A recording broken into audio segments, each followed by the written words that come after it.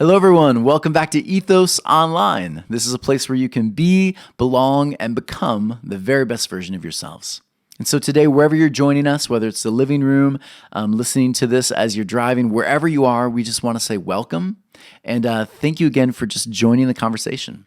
And as always, if you hear something you like or you completely disagree with, please send us your feedback. Let us know, TonyWerfel@gmail.com. We'd love to hear your thoughts. Let's keep this conversation going. And as always, if you want to support this, continue to walk with us in this journey of deconstructing, reconstructing, please consider giving to ethos-church.org/donate. And there we would love to be able to continue walking with you with that support.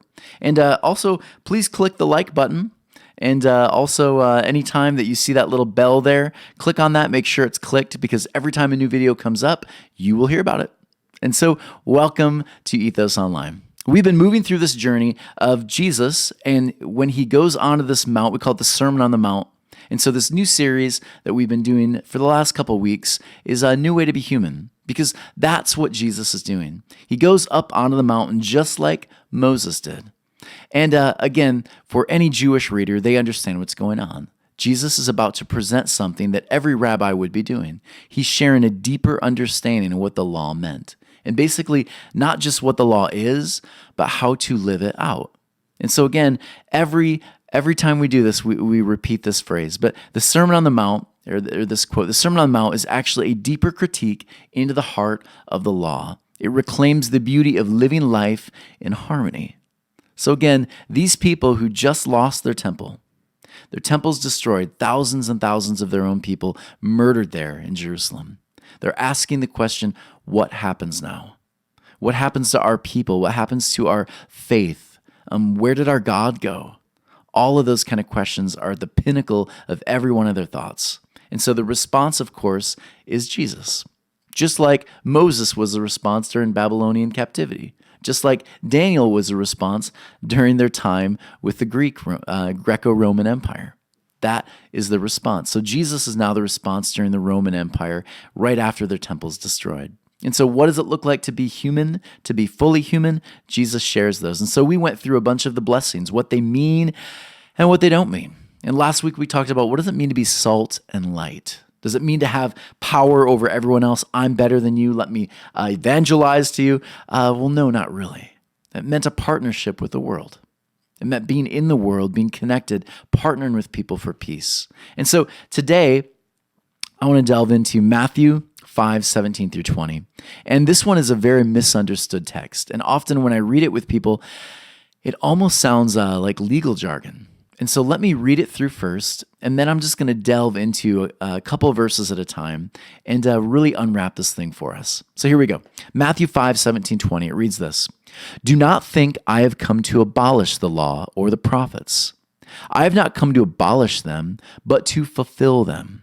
For truly I tell you, until heaven and earth disappear, not the smallest letter, not the least stroke of a pen will by any means disappear from the law until everything is accomplished. So again, many of you have heard this, and you already have your interpretations your tribe has given you. But give me a chance. Let me show you something even deeper. Therefore, anyone who sets aside one of the least of these commands and teaches others accordingly will be called least in the kingdom of heaven. False preachers, right? But whoever practices and teaches these commands will be called great in the kingdom of heaven. For I tell you that unless your righteousness surpasses those of the Pharisees and the teachers of the law, you will certainly not enter the kingdom of heaven. So, that's a mouthful. So let's unwrap it piece by piece. First piece, do not think I have come to abolish the law or the prophets. I've not come to abolish them, but to fulfill them. So people have taken this many different ways. Some groups will say, well, see, you don't have to keep the 10 Commandments. We're free, right? And they'll keep all of them except for a couple that are inconvenient. Did Jesus mean that these 10 Commandments are no longer needed? That we don't need rules and regulations to follow to keep peace and civilization? We no longer need a moral or an ethic? Well, no, that's ridiculous, especially if you're Jewish. The law is life. So he's saying something else there. Did Jesus mean, now it's just all about me? Jesus all, full stop. Well, no, that wouldn't make sense either.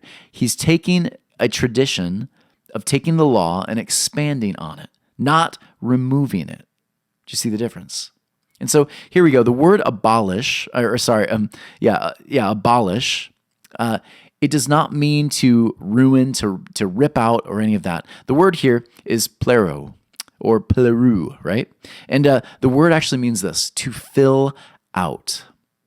So let's go back to the phrase there. Do not think I've come to abolish the law or the prophets. I've not come to abolish the law, but to fulfill it. Sorry, I just said abolish, fulfill. The word fulfill is pleru. Again, fulfill means to fill out. So this is what this word looks like, to fulfill. It looks like this. You're looking at clothing at a clothing store. You see it, and if you're anything like me, the mannequin, they look awesome in the outfit, don't they?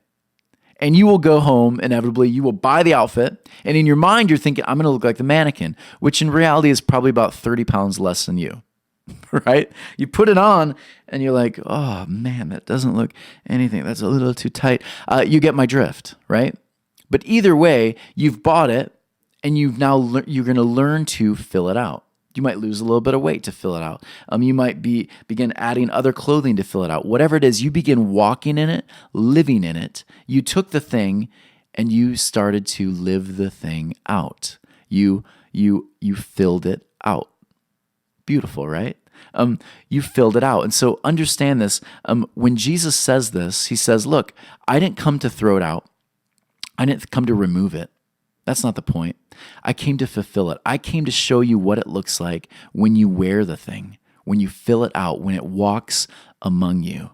Just like Moses and David and Joshua and Daniel did. Beautiful, right?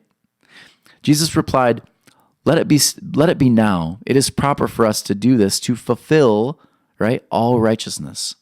Then John consented. Again, this word fulfill shows up. Again, before we can wear this thing, right?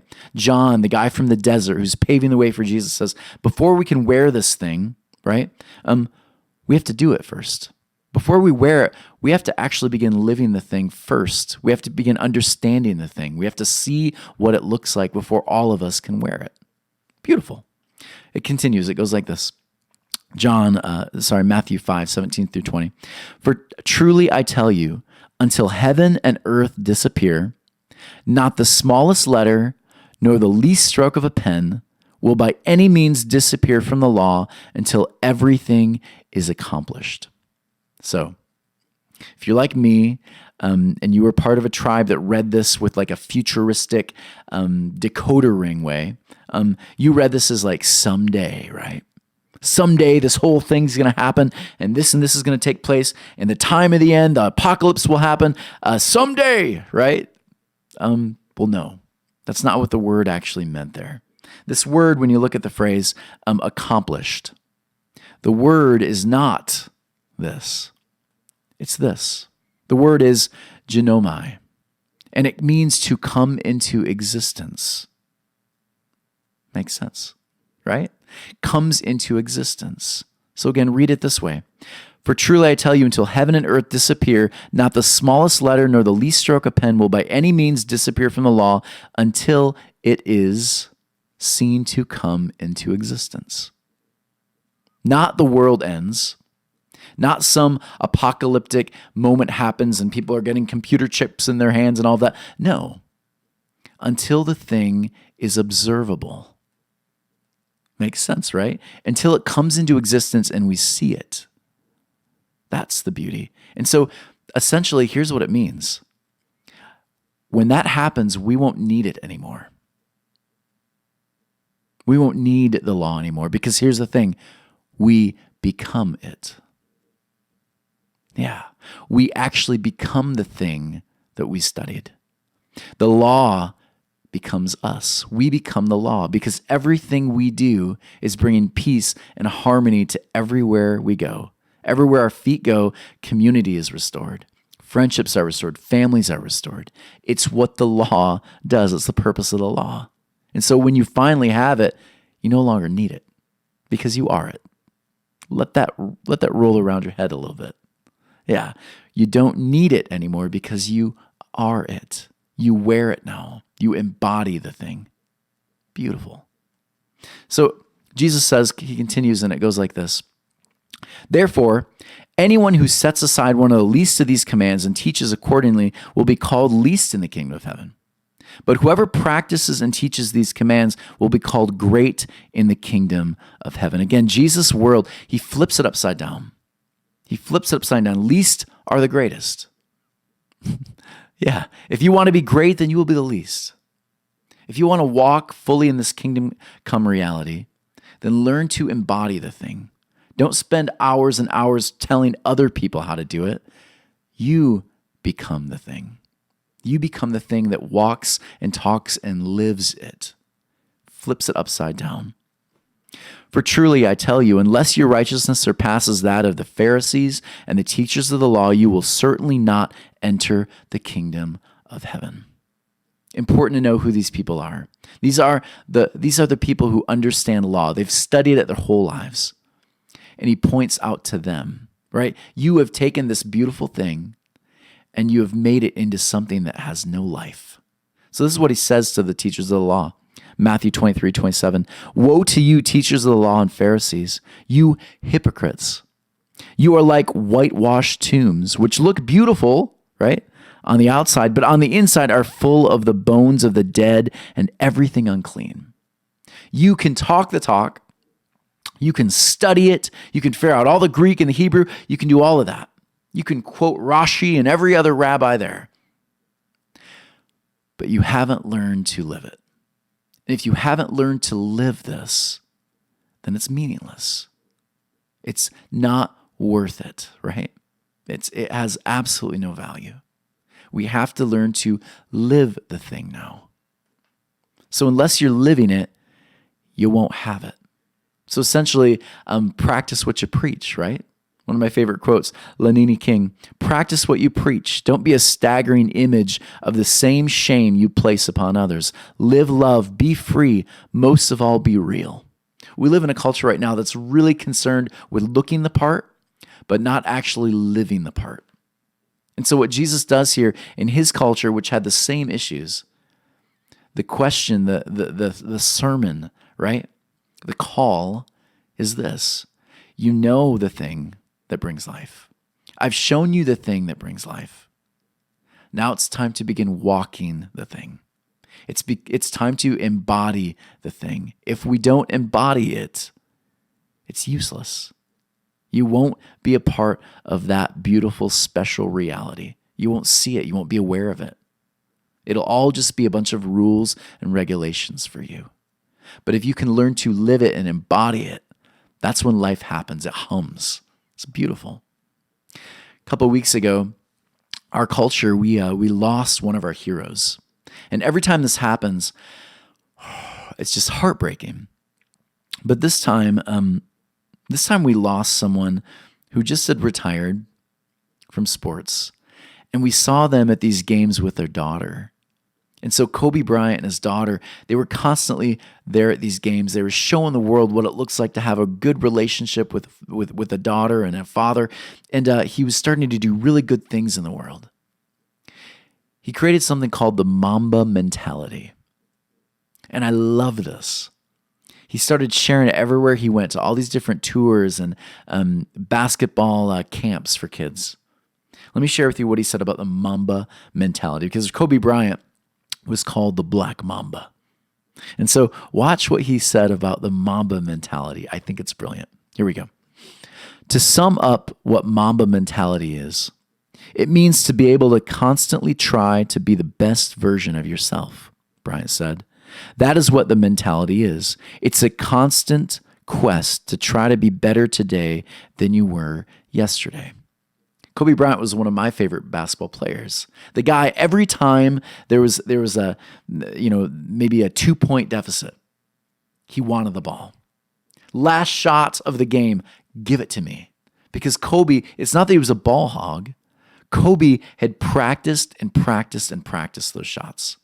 He worked harder than anybody. He was there in the morning before anyone. He was there at night when everyone left. That was Kobe Bryant. the Mamba mentality, because he wanted to live it fully. He wanted to be the very best basketball player on the court. And so what Kobe did is over and over again, he practiced watching the best players. Michael Jordan was his favorite. Michael Jordan, the best player to ever play basketball, arguably. He would watch these tapes of Michael Jordan because he wanted to emulate that. And so he would try it on. He would become it. And that is the Mamba mentality I think is so beautiful. And essentially, it's exactly what Jesus is saying. Jesus is saying, want to enter the kingdom of heaven? Okay, well, try living your best Torah life right now. You want to experience this kingdom come reality? Start living it. Because again, it's the easiest thing in the world to talk about forgiveness. Easiest thing in the world to study it, to hear sermons about it, to read books about it. But when it actually comes to living it, that's where the life is. That's where the lessons are. That's where the growth is.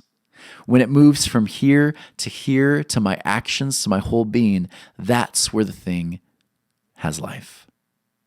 Beautiful, right? Learn to embody. I didn't come to abolish the law. I came to show you what it looks like when it walks around with you. I showed you what it looks like to embody the thing.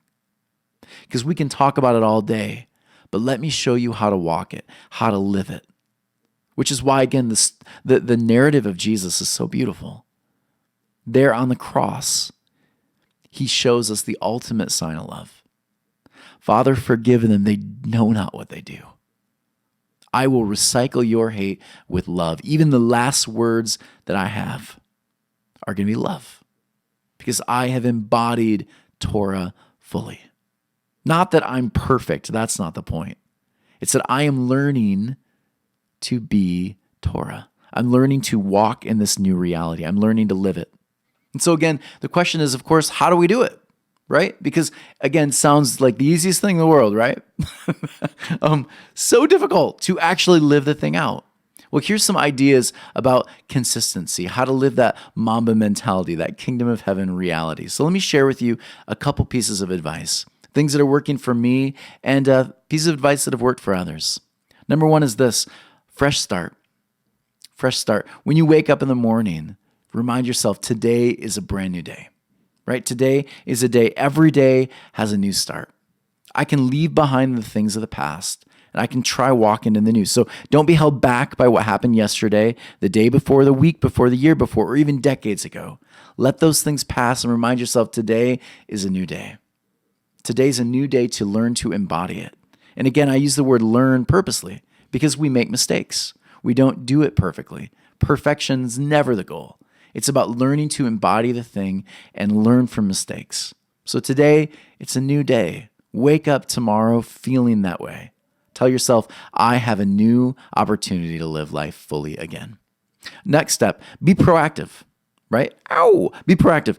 Stop waiting for others around you to do something. Take action yourself. Because again, I get it. It's the easiest thing in the world to do. Well, if this and this happens, then I'll do it, right? I'll get on the treadmill if I get this and this done, or if I get new shoes. Well, no, the shoes you have are fine. Get out, be proactive, do the thing. Stop putting it off. Begin doing the thing. If you have someone you need to make things right with, do it. If you need to take some time in therapy, stop waiting. Go meet the therapist. Call, book yourself, right? Make the appointment. Start doing the thing now. Do it now. Next, create your own opportunities, right? If the opportunity doesn't exist, create it. That's the point, right? Create opportunities. So you can wait for opportunities, or you can get out there and create your own. Again, the latter is definite and much more empowering. So again, create opportunities to do the right thing, to live the thing fully. Find ways to put yourself in areas of healing, forgiveness, love, right? Connection. Put yourself in those kind of communities. Sometimes I think we think we have to be a part of this church or that community because we always have. Truth is, you have the freedom to go wherever you want. Go to the places where you'll find healing. You can actually begin to emulate the thing because you see it everywhere you go. Yeah, beautiful. Next, commit to growth. So again, take courses, self-reflect, build on your strengths, right? Don't rely on the feeling of familiarity, but focus on what will enable you to grow the most. Yeah, again, commit yourself. I am going to grow today. I'm going to learn today. And when a mistake happens, embrace it. Maybe even celebrate it. Like, whoa, I screwed that one up. Okay, lesson learned. What did I learn from it? I grew from that mistake. Thank goodness for the mistake, right? What if you were happy when mistakes occurred? What if when it happened, you said, new lesson there. Beautiful. I will embrace the new thing because I'm committed to growth. Next, last, stop putting life on hold. And here's the beauty. Are you putting any aspects of your life on hold? Again, are there people in your life you need to make things right with? What is one area of your life you've been putting off, avoiding, or denying? I want you to do some homework. Is there one thing right now that you know, I need to address this? Because it's just I've been waiting too long. Take look for one thing this week that needs addressing and address it. Don't wait. Address the thing now. Again, these are just some ideas. You might have a billion more of your own. Send some my way. I'm always happy to get more. But how do you live the thing? I think this is a good start. And so again, to sum up Jesus' words, you are the thing that brings peace. You're the thing that brings connection. It happens with you. You're the walking, living, breathing reality. Beautiful? Yeah, Mamba mentality, baby. Anyways, everyone, thank you so much for joining me. And as always, please consider giving. ethos-church.org/donate. And if you're interested in being a part of what we do, twice a month, the first and the third week, a bunch of us get online from all over the country, and we talk about how to live this thing out. We do it very honestly, and vulnerability is kind of the key there. And so if you want to join us in those conversations online, please email me at tonywerfel@gmail.com, and I'll send you the link, and you can join us.